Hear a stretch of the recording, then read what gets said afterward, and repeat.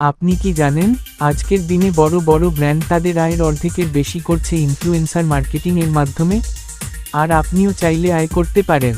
Influencer মানে শুধু লাখো ফলোয়ার না, ছোট কিন্তু এনগেজড অডিয়েন্স থাকলেই ব্র্যান্ড আপনার সাথে কাজ করবে। আয়ের উপায় কি?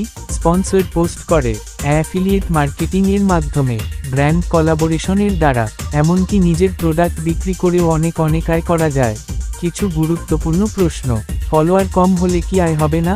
ভুল ধারণা। ন্যানো ইনফ্লুয়েন্সাররাই এখন সবচেয়ে বেশি ডিমান্ডের।